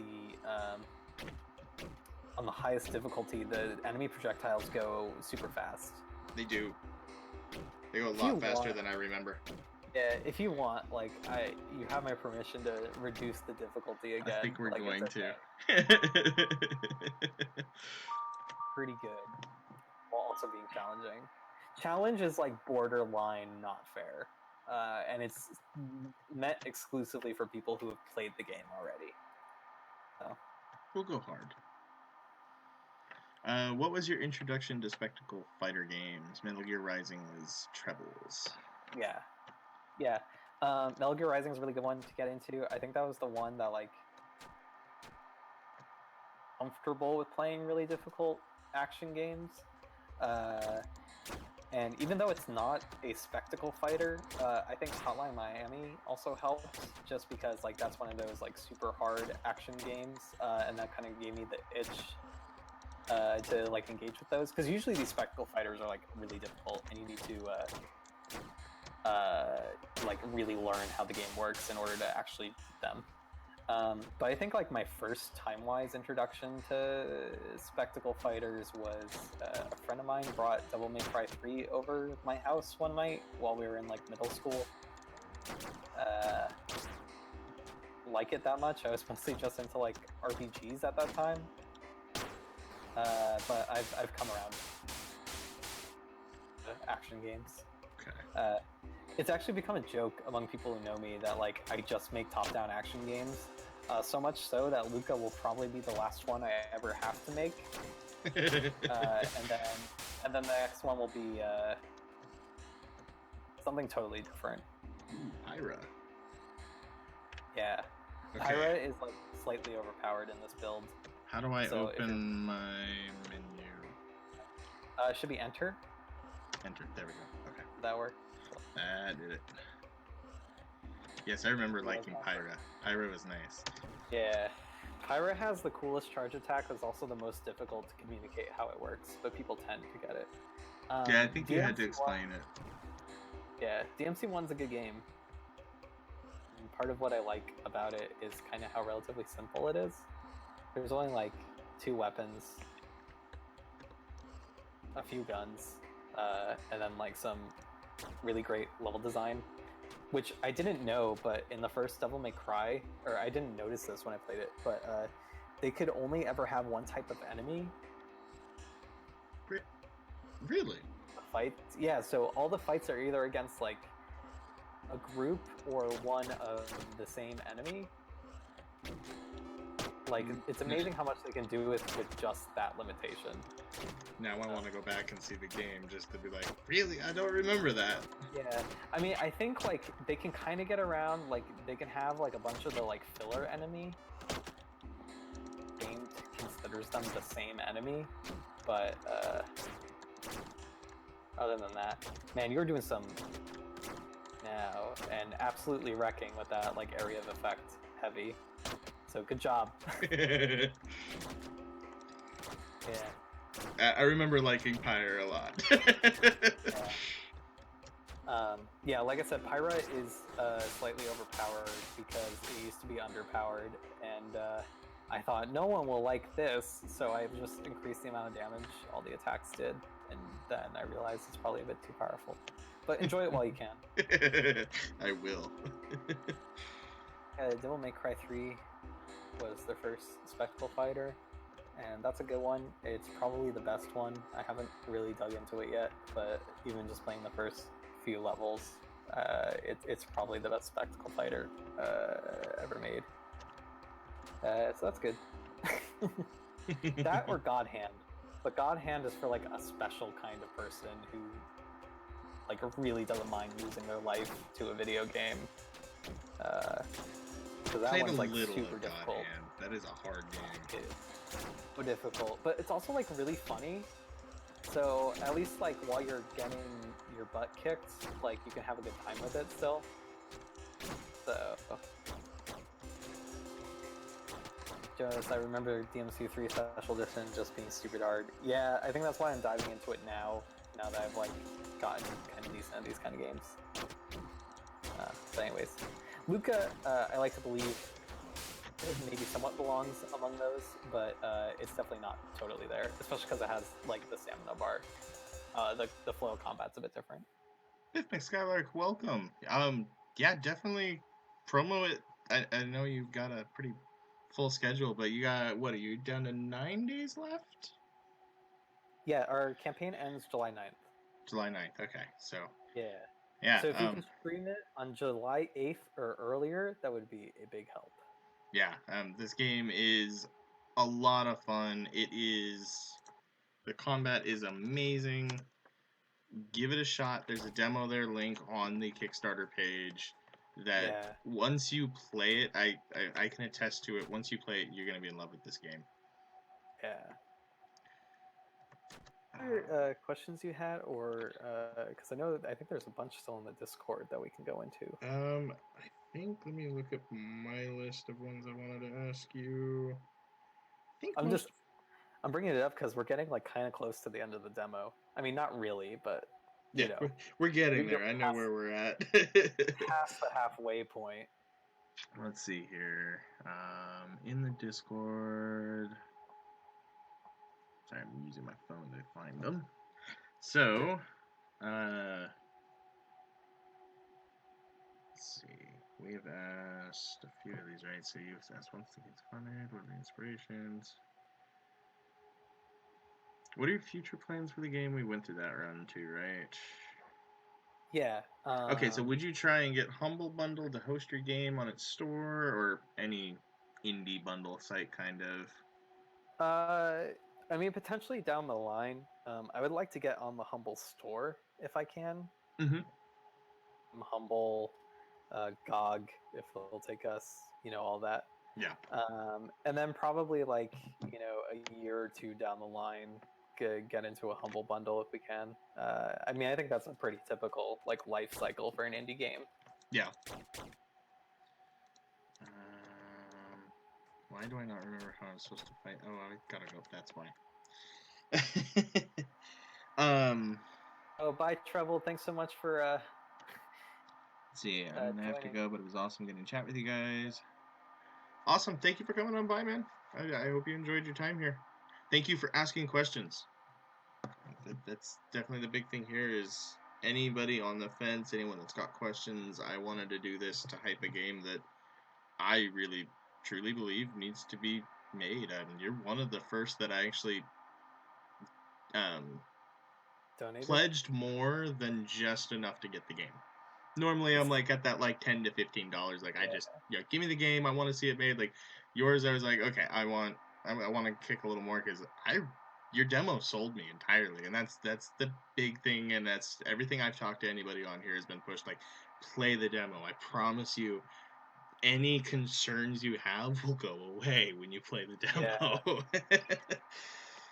I mean, like I mentioned before, like I'm kind of a doer. I'm kind of a programmer when it comes to art. So like my biggest strength is just making the game that it's fun.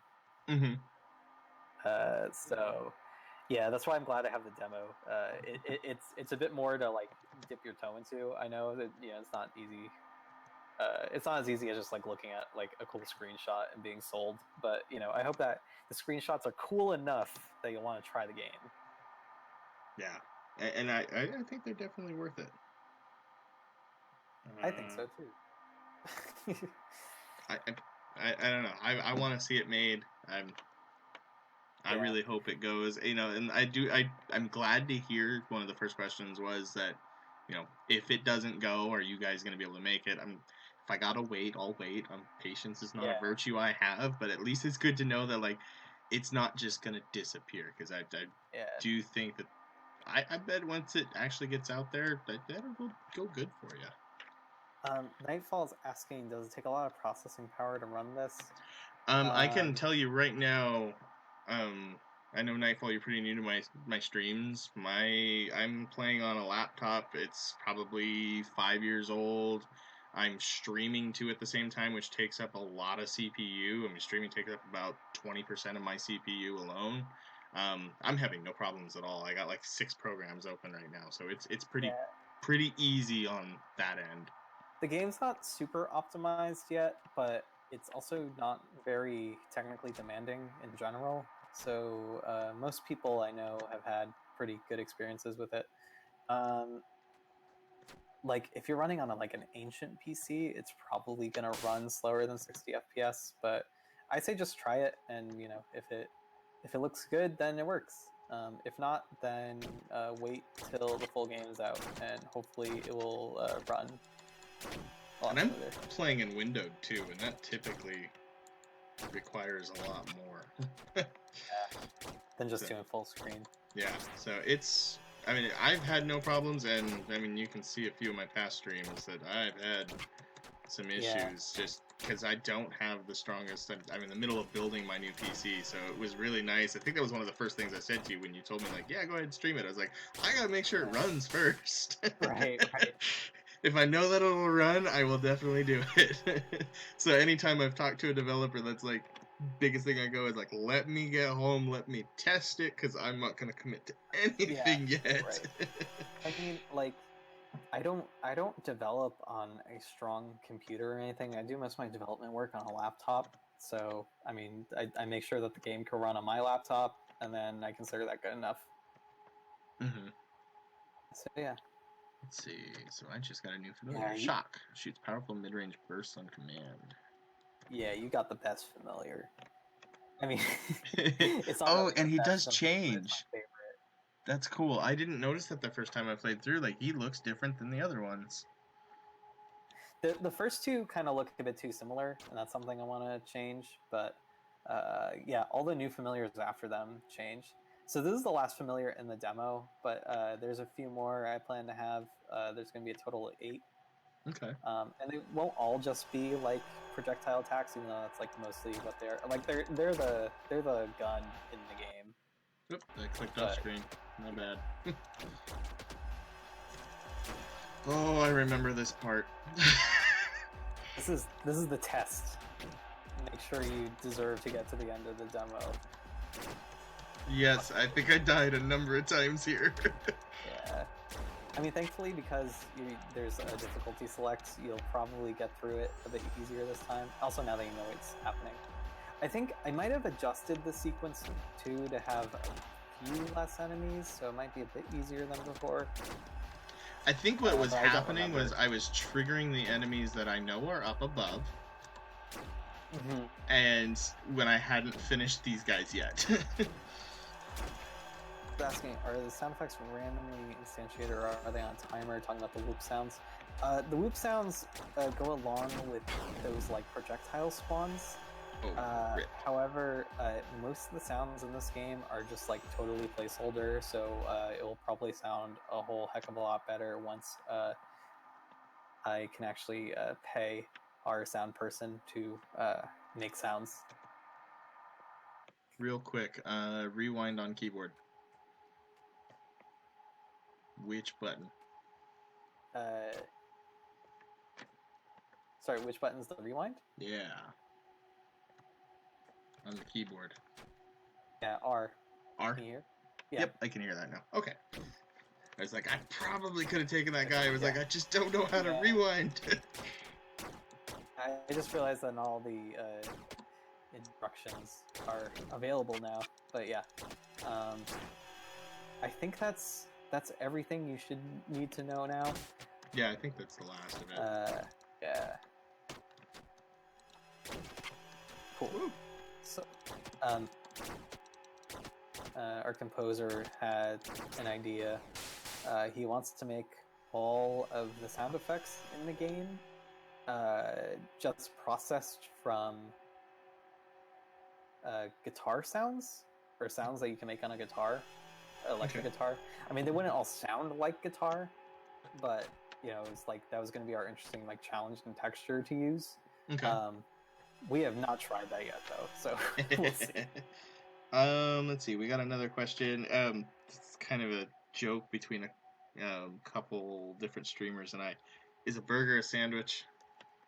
Oh, I don't really have a horse in this race. Hamburger is honestly, it's whatever you want to call it. And then let's see. Because it's specific. Are there any games and or developers that you really look up to? Have they influenced you in any way in the creation of this game? Yeah, Rusted Devil. I've mentioned Nuclear Throne a few times. So Vlambeer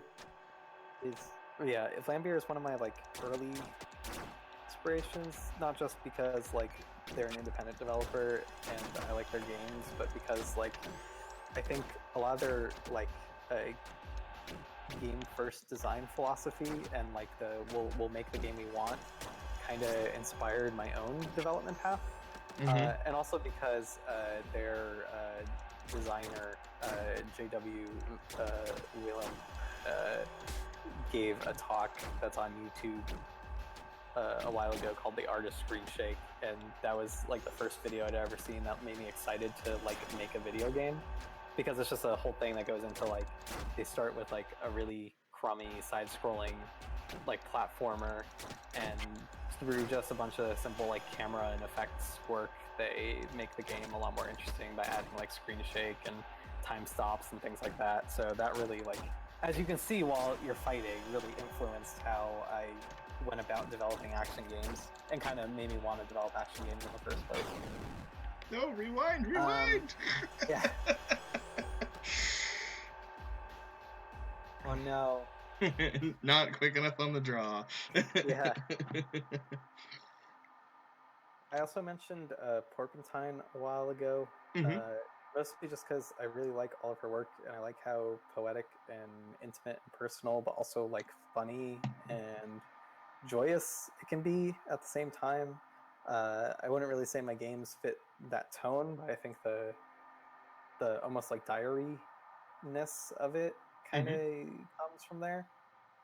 Oh, Jonas has got to go. All right, So Jonas, thanks for thank you for joining. coming on by, bud. Yeah, it's good to have you here.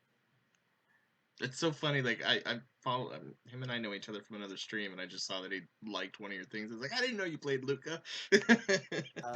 Yeah, the first to make a video of it, so that was cool. See you on Twitter. Um, so yeah, those are good inspirations. Although I wanted to start making video games after I played Persona 3 on the PlayStation 2. So big thanks to the team that made that game, because I probably wouldn't be making video games if I never played it. So yeah, that's that. Well, right on. So I think right there, like, unless chat's got a few more questions, I'm all out. Other than one final one, but I'll let chat. If you guys have any more, shoot them now. Otherwise, I'll kind of ask my last question.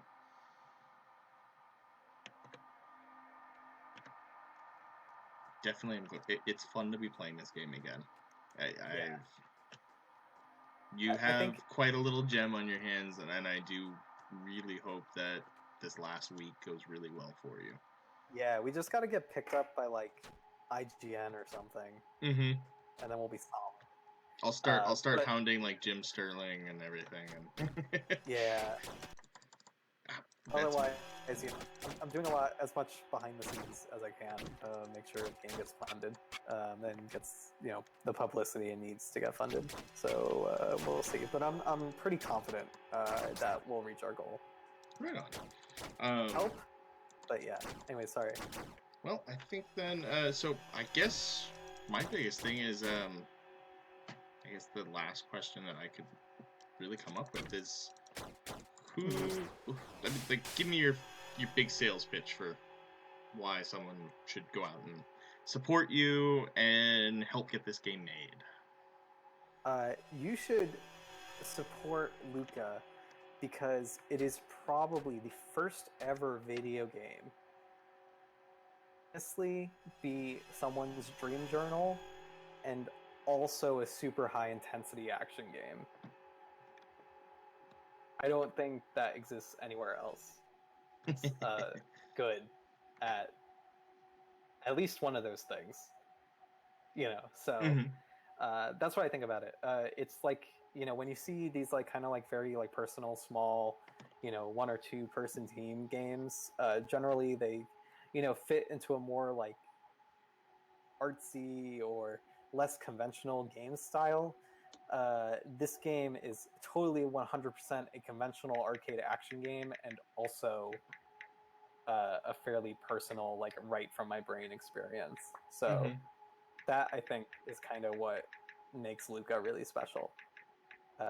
So yeah, Okay. Well, thank you. I really, really do appreciate you coming and spending time with me. I think I had told you originally like a half hour. We've been at this now for 2 hours, so I really hope I didn't hold you back from anything. oh But dude, I didn't even realize. I So didn't that's either. totally I just fine. looked at the clock. I was like, oh my god, I had an Yeah, absolute blast. I really do enjoy this game for all that are in there right now.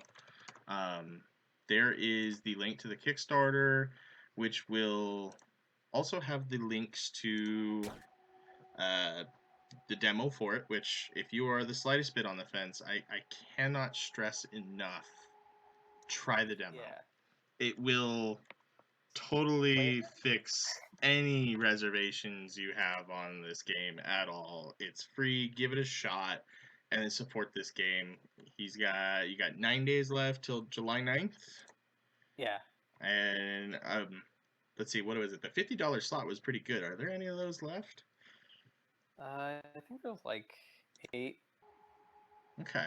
Yeah, so $50 definitely. would be good. Yeah, I mean, more obviously is better, but I mean, like that was a If pretty nice if little like entry as well. But 7 people want to all give me $1,000, that will also be cool too.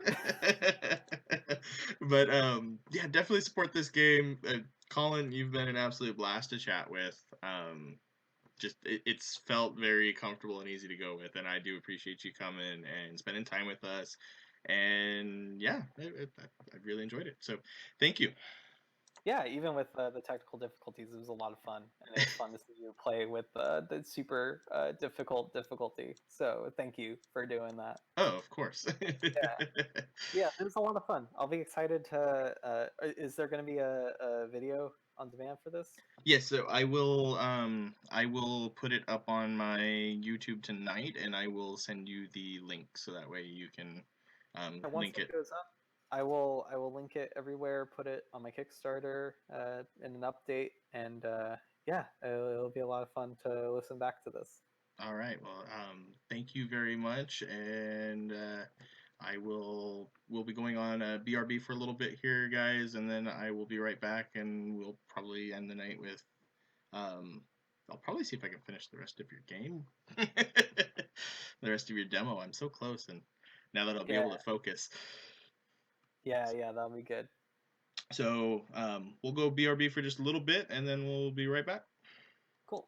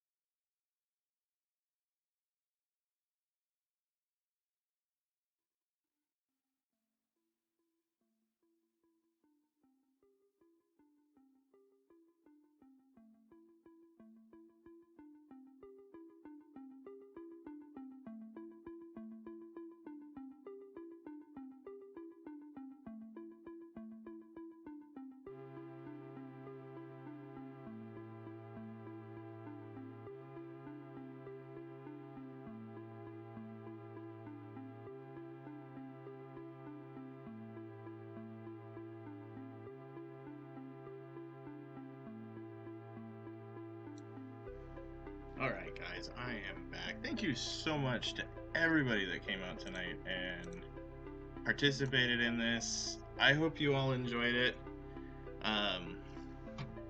Oh, Nightfall, you want a link to YouTube? There you go. So, yeah, thank you everybody for coming out and doing this. I really hope you all enjoyed it. I absolutely love this game. I'm not kidding when I talk and totally gush on this game. It is a lot of fun. I really want to see more of it. He did, Rusted Devil. He said he doesn't have a horse in that battle or in that race. He said it could be whatever you want.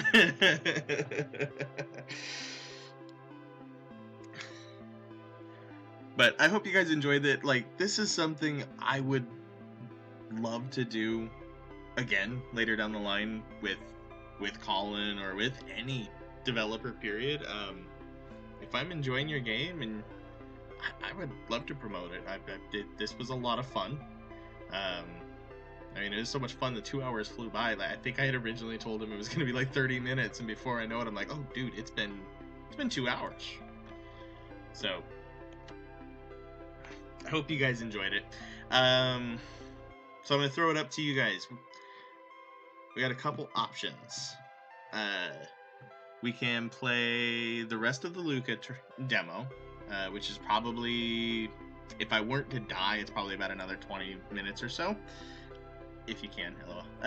Or we can, if you guys give me a little bit, I can set up and we can play Cryptarch, which I was playing last night, and we can finish off the night with a roguelike for a little bit. I'm fine with either one, whichever one you guys want to see.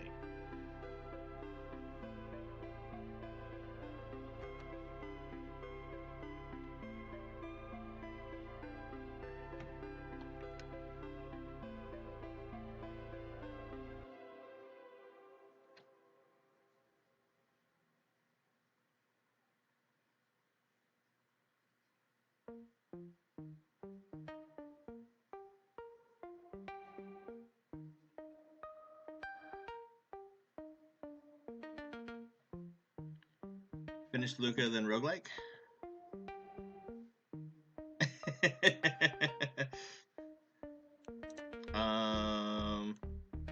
Okay. I really don't want to spoil it for you, so go with Nightfall. Alright, we will do that. Give me... So let's see here. Connection error. I don't really care. Okay. Give me a few minutes because it's on my PS4. So I'll get my PS4 booted up. I'll move my laptop and everything. I'll keep the music running for you guys. And then we will switch over and play some Cryptarch for about an hour and a half. So I'll be right back.